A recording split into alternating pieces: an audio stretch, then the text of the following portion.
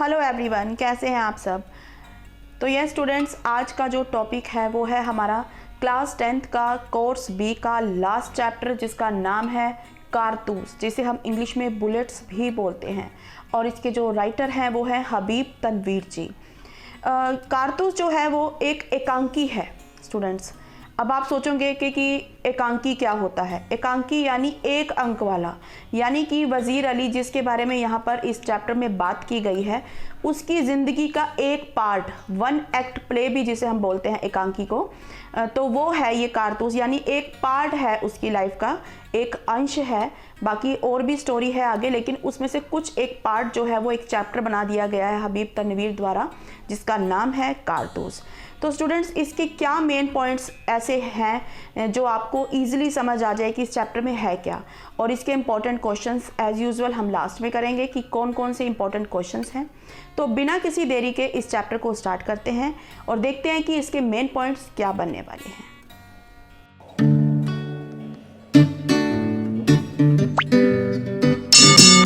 यह स्टूडेंट देखिए, first point मैंने यहाँ पर क्या बनाया है। यह पार्ट जांबाज वज़ीर अली। वज़ीर अली जो है, जो मेन करैक्टर है इस चैप्टर का, उसका नाम है यह पार्ट जांबाज वज़ीर अली की ज़िंदगी का एक अंश है। जैसा कि मैंने आपको अभी बताया कि वज़ीर अली के बारे में काफ़ी कुछ है डिटेल में, लेकिन एक पार्ट जो है, एक अंश जो है, वो चैप्टर बना दिया गया है कारतूस के नाम से। तो यह पार्ट प्रसिद्ध नाटककार, कवि, अभिनेता और पत्रकार हबीब तनवीर द्वारा लिखा गया है। यानी कि जो लेखक हैं हबीब तनवीर जी, वो क्या क्या हैं? प्रसिद्ध नाटककार भी हैं, कवि भी हैं, अभिनेता भी हैं और एक पत्रकार भी हैं। ठीक है, यहाँ पे जो राइटर हैं उनकी कैरेक्टरिस्टिक्स बताई गई हैं कि वो क्या क्या हैं। उसके बाद सेकंड देखिए पॉइंट यहाँ पर क्या बनेगा कि जो नाटक है हमारा कारतूस जो चैप्टर है, इसके पात्र कौन कौन से हैं, इसमें मेन पात्रों को दर्शाया गया है। तो सेकंड पॉइंट हम बनाएंगे नाटक के पात्र, जिसमें कौन कौन है? कर्नल, लेफ्टिनेंट, सिपाही और सवार। सवार जो है वो लास्ट में आता है वज़ीर अली के रूप में। ठीक है, तो इसमें मेन 4 जो हैं वो दर्शाए गए हैं कैरेक्टर्स कि कौन कौन है: कर्नल, लेफ्टिनेंट, सिपाही और सवार, यानी वज़ीर अली। उसके बाद थर्ड पॉइंट देखिए, सन 1799 में कर्नल कॉलिंज और लेफ्टिनेंट ने गोरखपुर के जंगलों में वज़ीर अली को पकड़ने के लिए खेमा लगाया है।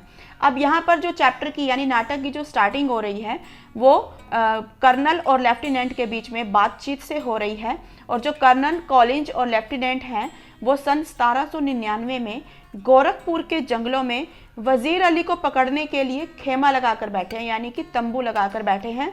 उन्हें जंगल में आए हुए कई हफ्ते गुजर गए हैं, यानी उन सबको जंगल में आए हुए कई हफ्ते बीतने वाले हैं, परंतु अभी तक वे उसे गिरफ्तार नहीं कर पाए हैं। किसे? वज़ीर अली को गिरफ्तार जो है वो नहीं कर पाए हैं। नेक्स्ट पॉइंट देखेंगे बिना किसी देरी के।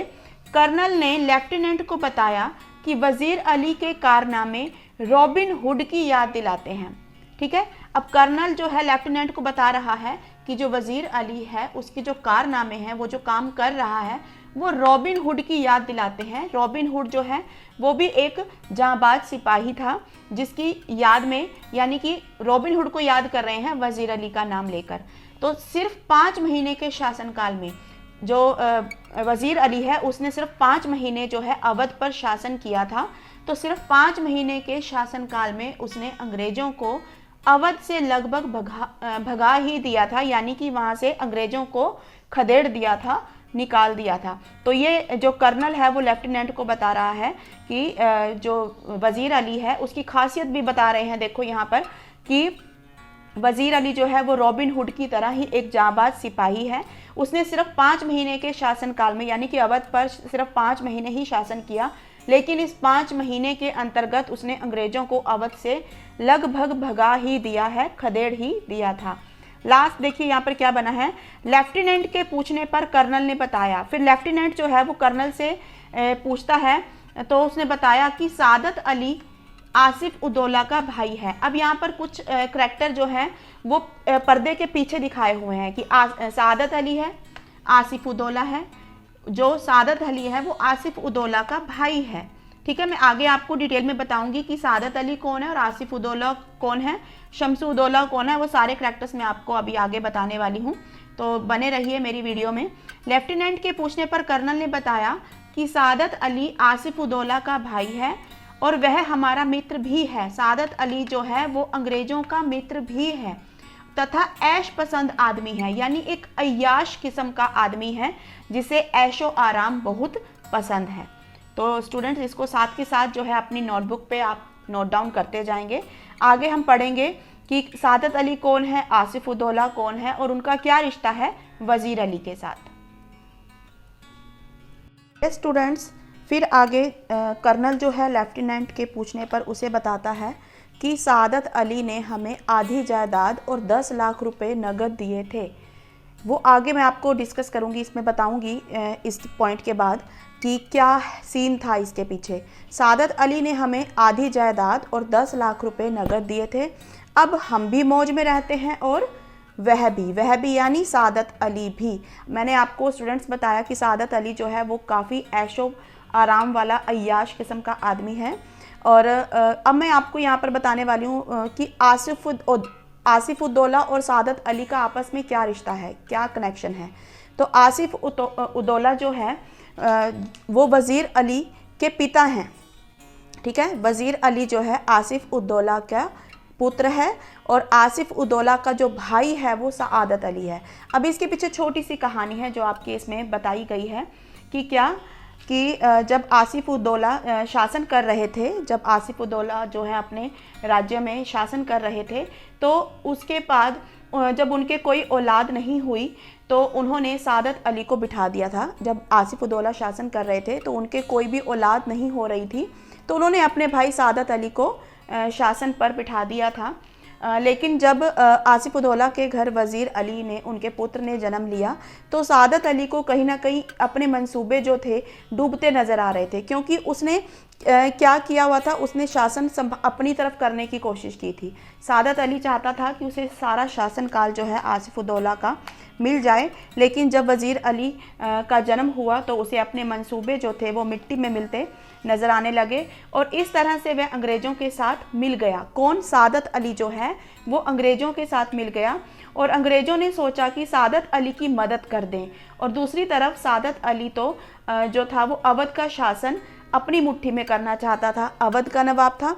तो उसने, सादत अली ने सोचा कि क्यों ना मैं अंग्रेज़ों की हेल्प ले लूं, और अंग्रेज़ों ने भी सोचा कि सादत अली की हेल्प की जाए, ताकि क्योंकि सादत अली को ऐश आराम इस टाइप की चीज़ें बहुत पसंद थी।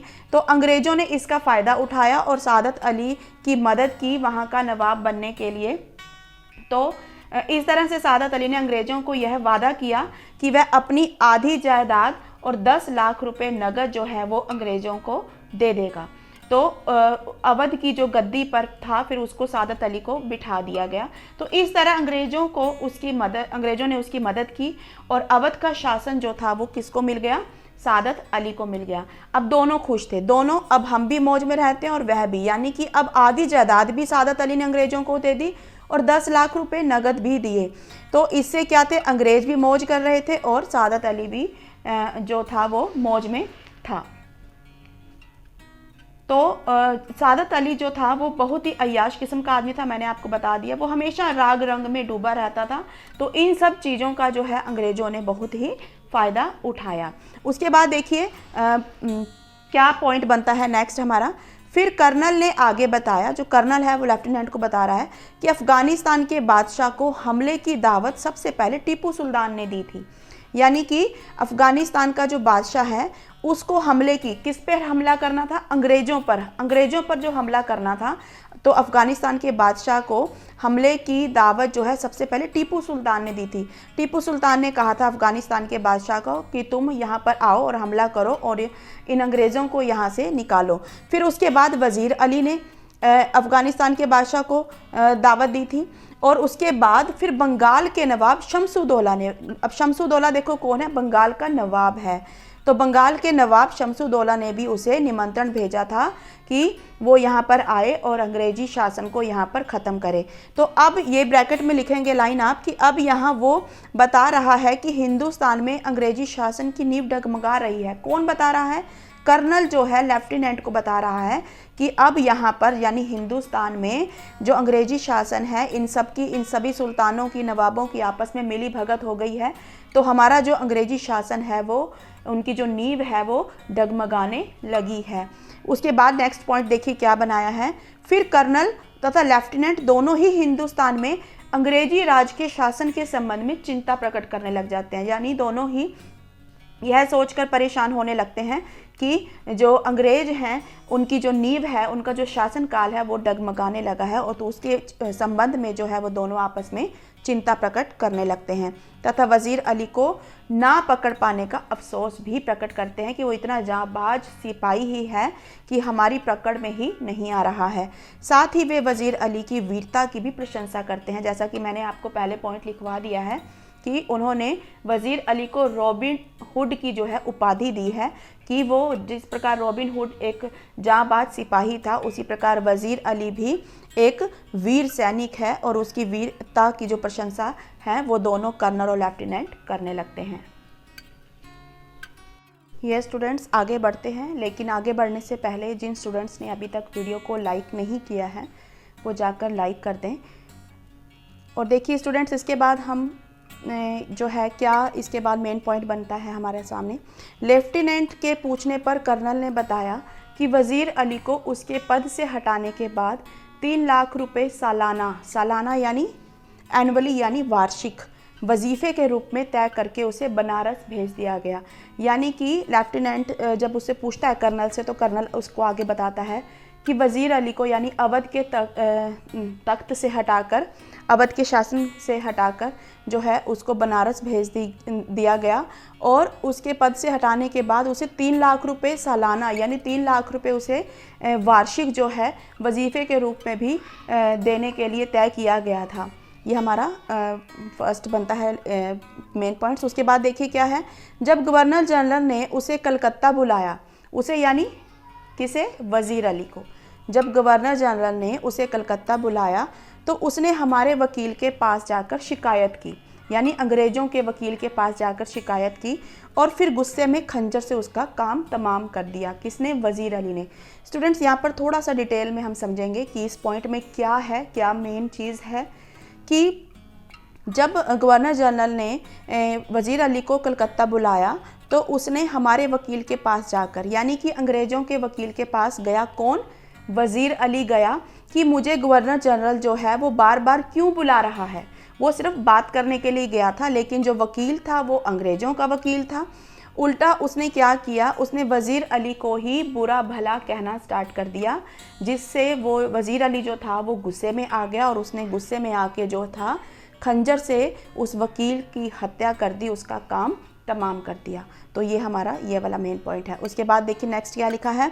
फिर जब लेफ्टिनेंट कर्नल से वज़ीर अली की योजना पूछता है, इसके बाद लेफ्टिनेंट फिर से कर्नल से ये पूछता है कि वज़ीर अली की क्या स्कीम है, इसके बाद क्या योजना बना रहा है वो, तो वह बताता है कि वज़ीर अली जो है नेपाल पहुंचकर अपनी ताकत बढ़ाकर, यानी अपनी ताकत को वो और बढ़ा रहा है, अपनी फ़ौज को बढ़ा रहा है, और अफ़गानिस्तान के बादशाह के साथ अवध पर हमला करना चाहता है। ये उसकी स्कीम है, किसकी, वज़ीर अली की। और ये कौन बता रहा है, कर्नल जो है लेफ्टिनेंट को बता रहा है। फिर उसके बाद वो बताता है कि ये सब करने के पीछे क्या है, ताकि वह सादत अली को हटाकर, यानी कि जो अवध के तख्त पर सादत अली को अंग्रेज़ों ने बिठाया है, तो वो सादत अली को वहाँ से हटाना चाहता है और अवध पर जो है वो कब्जा करना चाहता है, तथा अंग्रेज़ों को जो है हिंदुस्तान से बाहर निकालना चाहता है, उसे हिंदुस्तान से निकाल देना चाहता है। फिर आगे कर्नल ने बताया कि सादत अली और हमारी फ़ौजें जो है उसका पीछा कर रहे हैं। सादत अली ने भी अपनी फ़ौज भेजी हुई है, और हमारी यानी अंग्रेज़ों की फ़ौज जो है वो वज़ीर अली का जो है वो लगातार पीछा कर रही हैं, लेकिन वह हाथ नहीं आ रहा है। वो इतना चालाक और इतना शातिर और इतना वीर सिपाही जिसको हम बोलेंगे वो है कि वो अंग्रेज़ों को हर बार जो है मात दे जाता है, और अंग्रेज़ों के हाथ जो है वो नहीं आ रहा है। यह स्टूडेंट्स आगे देखिए क्या है मेन पॉइंट हमारा। इतने में धूल उड़ाते हुए, यानी कि जब लेफ्टिनेंट और कर्नल आपस में बातचीत कर ही रहे थे यानी कि वज़ीर अली के बारे में ही बातें चल रही थी। तो इतने में धूल उड़ाते हुए एक घुड़सवार वहाँ आ जाता है और कर्नल से एकांत में मिलना चाहता है। उसने कर्नल से रिक्वेस्ट की कि मुझे आपसे अकेले में बात करनी है। वो घुड़सवार जो था उसने कर्नल से एकांत में मिलने की चाहत जताई। तो कर्नल लेफ्टिनेंट और सिपाहियों को खेमे से बाहर जाने को कहता है। कर्नल जो है वो लेफ्टिनेंट और सिपाहियों को वहाँ उस खेमे से, उस तंबू से जो है वो बाहर जाने को कहता है। फिर उसके बाद सवार द्वारा वज़ीर अली को गिरफ्तार करने के लिए 10 कारतूस मांगने पर कर्नल उसे दे देता है। यानी कि जो सवार आया था, घुड़सवार जो आया था, उसने कर्नल को कहा कि मुझे वज़ीर अली को गिरफ़्तार करना है, इसलिए मुझे 10 कारतूस यानी 10 बुलेट्स जो हैं वो चाहिए। तो उसकी मांग करता है। फिर कर्नल के द्वारा उसका नाम पूछने पर जो घुड़सवार वह आता है कर्नल से कारतूस मांगने के लिए, तो कर्नल जो है उससे उसका नाम पूछता है तो वह अपना नाम वज़ीर अली बताता है। और कर्नल जो था वो उसको देखकर यानी वज़ीर अली को देखकर हक्का बक्का यानी हैरान रह जाता है कि वज़ीर अली खुद अंग्रेज़ों के खेमे में जो है वो कारतूस लेने के लिए आ पहुंचा है। फिर जब वह चला जाता है घुड़सवार वहाँ से, लास्ट सीन है ये, जब लेफ्टिनेंट कर्नल से पूछता है कि कौन था ये, तो वह बस इतना ही कहता है कि एक जांबाज सिपाही। तो ये था स्टूडेंट्स आपका चैप्टर कारतूस, जो एक एकांकी है, एक नाटक है, एक पार्ट है वज़ीर अली की लाइफ का, एक ज़िंदगी का एक पार्ट यहाँ पर इस कारतूस चैप्टर में बताया है। और स्टूडेंट्स अब जो है हम एज़ यूजुअल जो हमारे इम्पोर्टेंट क्वेश्चंस हैं इस चैप्टर से रिलेटेड उसको डिस्कस करेंगे कि कौन से ऐसे क्वेश्चंस हैं इम्पोर्टेंट जो 2021 में आ सकते हैं। ये स्टूडेंट्स देखिए इम्पोर्टेंट क्वेश्चंस कौन कौन से बनते हैं इस चैप्टर में से, कारतूस चैप्टर में से। फर्स्ट क्वेश्चन देखिए मैंने क्या लिखा है यहाँ पर, एकांकी कारतूस के अनुसार, यानी कि कारतूस मैंने आपको कहा है कि एक एकांकी है, 1 एक्ट प्ले है। तो एकांकी कारतूस के अनुसार वज़ीर अली एक जांबाज सिपाही कैसे था। ठीक है, फर्स्ट क्वेश्चन ये बनता है, ये 2 मार्क्स के अकॉर्डिंग आप अटैम्प्ट करेंगे। ठीक है, ये क्वेश्चन, तो ये क्वेश्चन भी है, इम्पोर्टेंट क्वेश्चन है, ये 2021 में आ सकता है। सेकंड क्वेश्चन देखिए क्या लिखा है मैंने यहाँ पर, कर्नल कॉलिंज का खेमा जंगल में क्यों लगा हुआ था। स्टूडेंट्स ये सारे क्वेश्चंस जो हैं, जो मैंने आप लोगों को मेन पॉइंट्स बताए हैं, उन्हीं में से आसानी से बन जाएंगे। तो कोशिश यही करना आप लोग कि ये क्वेश्चंस खुद बनाने की कोशिश करना। कर्नल कॉलिंज का खेमा जंगल में क्यों लगा हुआ था, ये रीज़न बताना है, कारण बताना है। ये भी आपको 2 मार्क्स के अकॉर्डिंग क्वेश्चन जो है आ सकता है। थर्ड क्वेश्चन देखिए, सादत अली का परिचय देते हुए बताइए कि कर्नल उसे क्यों खुश रखना चाहता था। सादत अली के बारे में बताना है, पहले उसका परिचय देना है, कौन था, किस टाइप का था। ठीक है, और कर्नल जो है, जो अंग्रेज है कर्नल, उसे क्यों खुश रखना चाहता था। ये आपने इसको भी 2 मार्क्स के अकॉर्डिंग अटैम्प्ट करना और ये क्वेश्चन आ सकता है, वेरी इंपॉर्टेंट क्वेश्चन है ये सारे ही। फोर्थ नंबर क्वेश्चन देखिए, वज़ीर अली ने वकील का कत्ल क्यों किया। बट स्टूडेंट्स मैंने आप लोगों को पहले बताया है मेन पॉइंट्स में कि वज़ीर अली ने वकील का कत्ल क्यों किया था, उसका क्या रीज़न था, और फिर अपनी सुरक्षा कैसे की। कत्ल करने के बाद फिर उसने अपनी सुरक्षा कैसे की, ये क्वेश्चन भी आपने 2 मार्क्स के अकॉर्डिंग अटैम्प्ट करना है। ये क्वेश्चन भी आ सकता है 2021 में। फिफ्थ क्वेश्चन देखिए, कारतूस पाठ के आधार पर वज़ीर अली की चारित्रिक विशेषताओं का उदाहरण सहित वर्णन कीजिए। Very very very important question of this chapter कि वज़ीर अली जो मेन कैरेक्टर है हमारा, उसकी चारित्रिक विशेषताएं आपने उदाहरण सहित बतानी है। ये क्वेश्चन आपको 60 to 70 वर्ड्स में अटैम्प्ट करना है और ये क्वेश्चन जो है आपको 4 मार्क्स के अकॉर्डिंग आ सकता है 2021 में। उसके बाद 6th नंबर क्वेश्चन देखिए, भारतीय सैनिकों के समक्ष यानी भारतीय सैनिकों के सामने अंग्रेज टिक नहीं पाते थे, पाठ के आधार पर सिद्ध कीजिए। यानी कारतूस पाठ के आधार पर आपने बताना है कि जो भारतीय सैनिकों के सामने अंग्रेज टिक नहीं पाते थे उसका क्या रीज़न था। तो ये क्वेश्चन भी 4 मार्क्स के अकॉर्डिंग आपको आ सकता है, 6 नंबर क्वेश्चन। और इस चैप्टर का लास्ट इम्पॉर्टेंट क्वेश्चन देखते हैं। 7 नंबर क्वेश्चन, वजीर अली किस प्रकार कर्नल के हाथों से कारतूस लेने में सफल हुआ। यानी कि लास्ट सीन जो बताया गया हमारा कि वजीर अली किस प्रकार कर्नल के हाथों से कारतूस लेने में सफल हुआ, इससे उसके चरित्र की किन विशेषताओं का पता चलता है। ये क्वेश्चन भी वेरी इंपॉर्टेंट क्वेश्चन है और ये भी क्वेश्चन आपको आ सकता है 4 मार्क्स के अकॉर्डिंग आ सकता है 2021 में। तो स्टूडेंट्स ये क्वेश्चंस जो हैं आप लोग अपने फेयर नोटबुक में जो है नोट डाउन कर लें और इन क्वेश्चंस को खुद बनाने की कोशिश करें। तो स्टूडेंट ये था आप लोगों का चैप्टर जो हमारा क्लास 10th का CBSE बोर्ड है, जो कोर्स भी 085 उस चैप्टर के इम्पॉर्टेंट क्वेश्चंस भी हैं। और ये मेन जो क्वेश्चन 7 क्वेश्चंस जो हैं ये बनते हैं इस चैप्टर में से, इन्हीं को आप अच्छे से रिवाइज करेंगे। इन्हीं में से रेपिटेशन होती रहती है हर बार फाइनल एग्जाम्स में। तो स्टूडेंट्स ये था आप लोगों का चैप्टर कारतूस, जिसके राइटर थे हबीब तनवीर जी। आई होप स्टूडेंट्स आपको ये जो चैप्टर है बहुत अच्छे से समझ आ गया होगा। अगर आपको ये वीडियो जो है पसंद आई है, अच्छी लगी है, तो स्टूडेंट्स लाइक करना बिल्कुल ना भूलें। और जो नए स्टूडेंट्स हैं मेरे इस चैनल पर, वो मेरे चैनल को जल्दी से सब्सक्राइब कर लें ताकि जितनी भी आने वाली नई वीडियोज़ हैं उनकी नोटिफिकेशन आपको मिल सके। Thank you students.